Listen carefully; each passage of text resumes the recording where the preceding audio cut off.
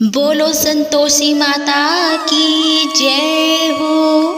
प्यारे श्रोताओं, आज हम आपको सुनाने वाले हैं संतोषी माता की व्रत कथा। संतोषी माता का व्रत शुक्रवार के दिन रखा जाता है, तो आज हम आपको शुक्रवार व्रत कथा सुनाने वाले हैं, इसलिए इस कथा को ध्यान से सुने, बीच में ना छोड़े। एक बुढ़िया थी और उसके 7 बेटे थे। 6 कमाने वाले थे जबकि एक निकम्मा था।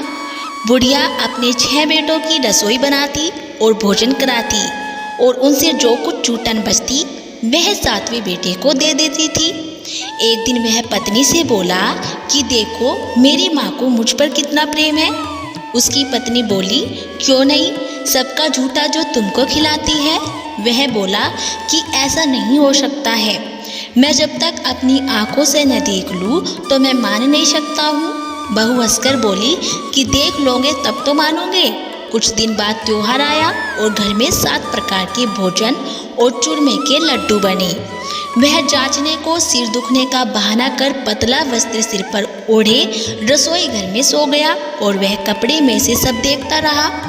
6 भाई भोजन करने आए और उसने देखा कि माँ ने उनके लिए सुंदर आसन बिछाकर नाना प्रकार की रसोई परोसी और आग्रह करके उन्हें जमाया। वह देखता रहा।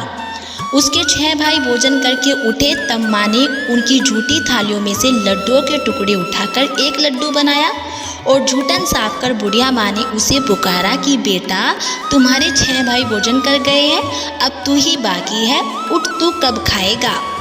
वह कहने लगा कि माँ मुझे भोजन नहीं करना, मैं अब परदेश जा रहा हूँ। माँ ने कहा कि कल जाता हो तो आज चला जा। वह बोला कि हाँ आज ही जा रहा हूँ। यह कहकर वह घर से निकल गया और चलते समय उसे अपनी पत्नी की याद आई। वह गौशाला में कंडे यानी उपले थाप रही थी। वहाँ जाकर बोला कि हम जावे परदेश आवेंगे कुछ काल, तुम रहियो संतोष से धर्म आपनो पाल। वह बोली कि जाओ पिया आनंद से हमारो सोच हटाओ, राम भरोसे हम रहे ईश्वर तुम्हें सहाय। 2 निशानी आपन देख धरु में थी, सुधी मती हमारी विसारियो रखियो मन गंभीर। वह बोला कि मेरे पास तो कुछ नहीं है, यह अंगूठी है, सो ले लो और अपनी कुछ निशानी मुझे दे दो। वह बोली कि मेरे पास क्या है, यह गोबर भरा हाथ है। यह कहकर उसकी पीठ पर गोबर के हाथ की थाप मार दी और वह चल दिया। चलते चलते दूर देश में पहुंचा और वहाँ एक साहूकार की दुकान थी। वहाँ जाकर कहने लगा कि भाई मुझे नौकरी पर रख लो। साहूकार को ज़रूरत थी और बोला कि रह जा। लड़के ने पूछा कि तनख्वाह क्या दोगे। साहूकार ने कहा कि काम देखकर दाम मिलेंगे। साहूकार की नौकरी मिली और वह सुबह 7 बजे से 10 बजे तक नौकरी पर जाने लगा। कुछ दिनों में दुकान का सारा लेन देन, हिसाब किताब, ग्राहकों का माल बेचना सारा काम करने लगा। और साहूकार के 7-8 नौकर थे, वे सब चक्कर खाने लगे कि यह तो बहुत होशियार बन गया। सेठ ने भी काम देखा और 3 महीने में ही उसे आधे मुनाफे का हिस्सेदार बना लिया। वह कुछ वर्ष में ही नामी सेठ बन गया और मालिक सारा कारोबार उस पर छोड़कर चला जाता था। उधर उसकी पत्नी को सास ससुर दुख देने लगे और सारी गृहस्थी का काम करा के उसे लकड़ी लेने जंगल में भेजते थे। इस बीच घर के आटे से जो भूसी निकलती उसकी रोटी बनाकर रख दी जाती और फूटे नारियल की नारेली में पानी। एक दिन वह लकड़ी लेने जा रही थी कि रास्ते में बहुत सी स्त्रियां संतोषी माता का व्रत करती दिखाई दी। वह वहाँ खड़ी होकर कथा सुनने लगी और पूछा कि बहनों तुम किस देवता का व्रत करती हो और उसके करने से क्या फल मिलता है। यदि तुम इस व्रत का विधान मुझे समझा कर कहोगे तो मैं तुम्हारा बड़ा एहसान मानूंगी।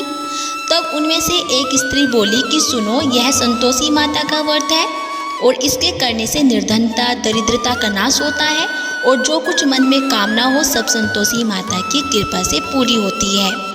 तब उसने उससे व्रत की विधि भी पूछी और वह भक्तिनी स्त्री बोली कि 1.25 आने का गुड़ चना लेना, इच्छा हो तो 5.25 आने का लेना, यह 1.25 रुपये का भी सहूलियत के अनुसार ही लाना। बिना परेशानी और श्रद्धा व प्रेम से जितना भी बन पड़े सवाया लेना और प्रत्येक शुक्रवार को निराहार रहकर कथा सुनना और इसके बीच कर्म टूटे नहीं। लगातार नियम का पालन करना और सुनने वाला कोई न मिले तो घी का दीपक जला कर के उसके आगे या जल के पात्र को सामने रखकर कथा कहना। जब कार्य सिद्ध न हो तो नियम का पालन करना और कार्य सिद्ध हो जाने पर व्रत का उद्यापन करना। 3 मास में माता फल पूरा करती है और यदि किसी के ग्रह खोटे भी हो तो भी माता वर्ष भर में कार्य सिद्ध करती है। फल सिद्ध होने पर उद्यापन करना चाहिए और बीच में नहीं। उद्यापन में 2.5 सेर आटे का खाजा तथा इसी परिणाम से खीर तथा चने का साग भी करना चाहिए। 8 लड़कों को भोजन कराना चाहिए और जहाँ तक मिले देवर, जेठ, बंधु के हो और न मिले तो रिश्तेदारों और पास पड़ोसियों को बुलाना, उन्हें भोजन कराना, यथाशक्ति दक्षिणा देना और पूरा नियम पूरा करना। उस दिन घर में खटाई न खाना। और यह सुनकर बुढ़िया के लड़के की बहू चलती वहाँ से और रास्ते में लकड़ी के बोझ को बेच दिया और उन पैसों से गुड़ चना लेकर माता के व्रत की तैयारी कर आगे चली और सामने मंदिर देखकर पूछने लगी कि यह मंदिर किसका है। सब कहने लगे कि संतोषी माता का मंदिर है। यह सुनकर माता के मंदिर में जाकर चरणों में लौटने लगी और दीन हो विनती करने लगी कि माँ, मैं निपट अज्ञानी हूँ, व्रत के कुछ भी नियम नहीं जानती, मैं दुखी हूँ। हे माता, जगत जननी, मेरा दुख दूर करो और मैं तेरी शरण में हूँ। माता को दया आई और एक शुक्रवार बीता था कि दूसरे को उसके पति का पत्र आया और तीसरे शुक्रवार को उसका भेजा हुआ पैसा आ पहुँचा। यह देखकर जेठ जेठानी मुंह सिकोड़ने लगे और लड़के ताने देने लगे कि काकी के पास पत्र आने लगे, रुपया आने लगा, अब तो काकी की खातिर बढ़ेगी। बेचारी सरलता से कहती कि भैया कागज आवे, रुपया आवे, हम सब के लिए अच्छा है। ऐसा कहकर आंखों में आंसू भरकर संतोषी माता के मंदिर में आकर मातेश्वरी के चरणों में गिरकर रोने लगी कि माँ, मैंने तुमसे पैसा कम मांगा था, मुझे पैसे से क्या काम, मुझे तो अपने सुहाग से काम है, मैं तो अपने स्वामी के दर्शन मांगती हूँ। तब माता ने प्रसन्न होकर कहा कि जा बेटी, तेरा स्वामी आएगा। यह सुनकर खुशी से बावली होकर घर में जाकर काम करने लगी और अब संतोषी माँ विचार करने लगी कि इस भोली पुत्री को मैंने कह तो दिया है कि तेरा पति आएगा, लेकिन कैसे, वह तो इसे स्वप्न में भी याद नहीं करता है, उसे याद दिलाने को मुझे ही जाना पड़ेगा। इस तरह माताजी उस बुढ़िया के बेटे के पास जाकर स्वप्न में प्रकट हो कहने लगी कि साहूकार के बेटे सो रहा है या जागता है। वह कहने लगा कि माता, सोता भी नहीं हूँ और जागता भी नहीं हूँ, कहो क्या आज्ञा है। माँ कहने लगी कि तेरे घर बार कुछ है कि नहीं। वह बोला, मेरे पास सब कुछ है, माँ बाप है, बहू है, क्या कमी है। माँ बोली, भोले पुत्र, तेरी बहू घोर कष्ट उठा रही है, तेरे माँ बाप उसे परेशानी दे रहे हैं, वह तेरे लिए तरस रही है, तू उसकी सुध ले। वह बोला कि हाँ माताजी, यह तो मालूम है, परंतु जाऊँ तो कैसे, परदेश की बात है, लेन देन का कोई हिसाब नहीं है और कोई जाने का रास्ता भी नहीं आता, कैसे चला जाऊँ। माँ कहने लगी कि मेरी बात मान, सवेरे नहा धोकर संतोषी माता का नाम ले और घी का दीपक जलाकर दंडवत कर दुकान पर जा बैठ जा। देखते देखते सारा लेन देन चुक जाएगा और जमा का माल भी बिक जाएगा और सांझ होते होते धन का भारी ढेर लग जाएगा। अब बूढ़े की बात मानकर वह नहा धोकर संतोषी माता को दंडवत घी का दीपक जलाकर दुकान पर जाकर बैठ गया और थोड़ी देर में देने वाले रुपया लाने लगे और लेने वाले हिसाब लेने लगे। कोठे में भरे सामान के खरीदार नकद दाम देकर सौदा करने लगे और शाम तक धन का भारी ढेर लग गया। मन में माता का नाम लेकर चमत्कार देखकर प्रसन्न हो घर ले जाने के वास्ते गहना कपड़ा सामान खरीदने लगा और यहाँ काम से निमट कर तुरंत घर को रवाना हुआ। उधर उसकी पत्नी जंगल में लकड़ी लेने जाती है और लौटते वक्त माता जी के मंदिर में विश्राम करती है। वह तो उसके प्रतिदिन रुकने का जो स्थान ठहरा हुआ था। धूल उड़ती देखकर वह माता से पूछती कि हे माँ, यह धूल कैसे उड़ रही है। माता कहती है कि हे पुत्री, तेरा पति आ रहा है, अब तू ऐसा कर, लकड़ियों के 3 बोझ बना ले और एक नदी के किनारे रख और दूसरा मेरे मंदिर पर और वह तीसरा अपने सिर पर। तेरे पति को लकड़ियों का गट्ठर देखकर मोह पैदा होगा और वह यहाँ रुकेगा। नाश्ता पानी खाकर माँ से मिलने जाएगा, तब तू लकड़ियों का बोझ उठाकर जाना और चौक में गट्ठर डालकर जोर से आवाज़ लगाना कि लो सासू जी, लकड़ियों का गट्ठर लो, भूसे की रोटी दो। और नारियल के खेपड़े में पानी दो, आज मेहमान कौन आया है।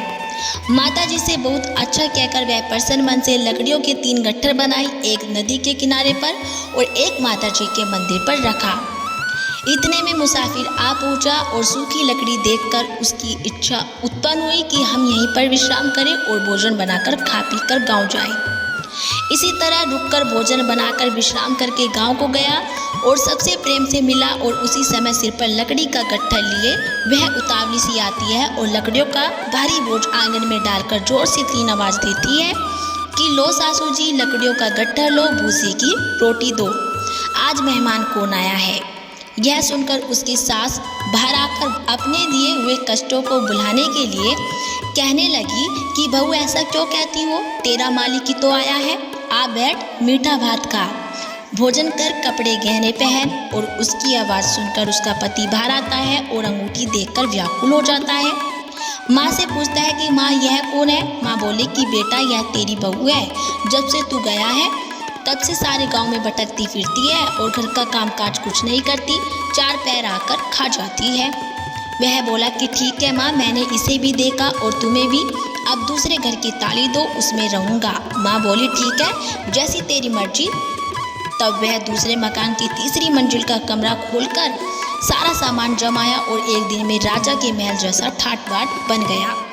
अब क्या था, बहू सुख भोगने लगी और इतने में शुक्रवार आया। शुक्रवार व्रत के उद्यापन में उससे भूल हो गई। उसने पति से कहा कि मुझे संतोषी माता के व्रत का उद्यापन करना है। पति बोला कि खुशी से कर लो। वह उद्यापन की तैयारी करने लगी और जिठानी के लड़कों को भोजन के लिए कहने लगी। उन्होंने मंजूर किया, परंतु पीछे से जिठानी ने अपने बच्चों को सिखाया कि देखो, भोजन के समय खटाई मांगना, जिससे उसका उद्यापन पूरा नहीं होगा। लड़के जीवने आए और खीर खाना पेट भर खाया, परंतु बाद में खाते ही कहने लगे कि हमें खटाई दो, खीर खाना हमको नहीं भाता, देखकर अरुचि सी होती है। वह कहने लगी कि भाई, खटाई किसी को नहीं दी जाएगी, यह तो संतोषी माता का प्रसाद है। लड़के उठ खड़े हुए, बोले पैसा लाओ। भोली बहू कुछ जानती नहीं थी, उसने पैसे दे दिए और लड़के उसी समय हट करके इमली खटाई ले खाने लगी। यह देखकर बहू पर माताजी ने क्रोध किया और राजा के दूत उसके पति को पकड़कर ले गए और जेठ जेठानी मन माने वचन कहने लगे। लूट लूट कर धन इकट्ठा कर लाया है, अब सब मालूम पड़ जाएगा जब जेल की मार खाएगा। बहू से यह सहन नहीं हुआ और रोती हुई माता जी के मंदिर में गई। कहने लगी कि हे माता, तुमने क्या किया। हंसाकर अब भक्तों को रुलाने लगी। माता बोली कि बेटी, तूने उद्यापन करके मेरा व्रत भंग किया है। वह कहने लगी कि माता, मैंने कुछ अपराध किया है, मैंने तो भूल से लड़कों को पैसे दे दिए थे, मुझे क्षमा करो, मैं फिर दोबारा से उद्यापन करूँगी। माँ बोली कि अब भूल मत करना। वह कहती है कि अब भूल नहीं होगी, अब बतलाओ वे कैसे आएंगे। माँ बोली, जा पुत्री, तेरा पति तुझे रास्ते में आता मिलेगा। वह निकली, राह में पति आता मिला और वह पूछने लगी कहाँ गए थे। वह कहने लगा, इतना धन जो कमाया है उसका टैक्स राजा ने मांगा था, वह भरने गया था। वह प्रसन्न हो बोली कि भला हुआ, अब घर को चलो। कुछ दिन बाद फिर शुक्रवार आया और वह बोली कि मुझे फिर माता का उद्यापन करना है। पति ने कहा कि करो। बहू फिर जेठ के लड़कों को भोजन को कहने गई और जेठानी ने 1-2 बातें सुनाई और सब लड़कों को सिखा के भेज दिया। तुम सब लोग पहले ही खटाई मांगना। और लड़के भोजन से पहले कहने लगे कि हमें खीर नहीं खानी, हमारा जी बिगड़ता है, कुछ खटाई खाने को दो। वह बोली, खटाई किसी को नहीं मिलेगी, आना हो तो आओ। वह ब्राह्मण के लड़कों को लाकर भोजन कराने लगी और यथाशक्ति दक्षिणा की जगह 1-1 फल उन्हें दिया और संतोषी माता प्रसन्न हो गई। माता की कृपा होते ही 9वें मास में उसके चंद्रमा के समान सुंदर पुत्र प्राप्त हुआ और पुत्र को पाकर प्रतिदिन माता जी के मंदिर को जाने लगी। माँ ने सोचा कि यह रोज आती है, आज क्यों न इसके घर चलूं। यह विचार कर माता ने भयानक रूप बनाया और गुड़ चने से सनामुख, ऊपर सूंड के समान होठ और उस पर मक्खियाँ भिन-भिना कर रही थी। देहली पर पैर रखते ही उसकी सास चिल्लाई कि देखो रे, कोई चुड़ैल डाकिन चली आ रही है, लड़कों इसे भगाओ नहीं तो किसी को खा जाएगी। लड़के भगाने लगे और चिल्लाकर खिड़की बंद करने लगी। बहू रोशनदान में से देख रही थी और प्रसन्नता से पगली बन चिल्लाने लगी, आज मेरी माताजी मेरे घर आई है। वह बच्चे को दूध पीने से हटाती है और उतने में सास का क्रोध फट जाता है और वो बोली कि क्या उतावली हुई है, बच्चे को पटक दिया। इतने में माँ के प्रताप से लड़के ही लड़के नजर आने लगे और वह बोली कि माँ, मैं जिसका व्रत करती हूँ यह संतोषी माता है। सबने माता जी के चरण पकड़ लिए और विनती कर कहने लगे कि हे माँ, हम मूर्ख हैं, अज्ञानी हैं, तुम्हारे व्रत की विधि हम नहीं जानते, व्रत भंग कर हमने बड़ा अपराध किया है। जग माता, आप हमारा अपराध क्षमा करो। और इस प्रकार माता प्रसन्न हुई और बहू को प्रसन्न हो देखकर जैसा फल दिया और वैसा माता सबको दे, जो पढ़े उसका मनोरथ पूर्ण करे। बोलो संतोषी माता की जय हो। तो दोस्तों, ये थी संतोषी माता की व्रत कथा। यदि आपको हमारी कथा अच्छी लगी हो तो प्लीज़ हमारी वीडियो को लाइक करें और चैनल को सब्सक्राइब करना ना भूलें।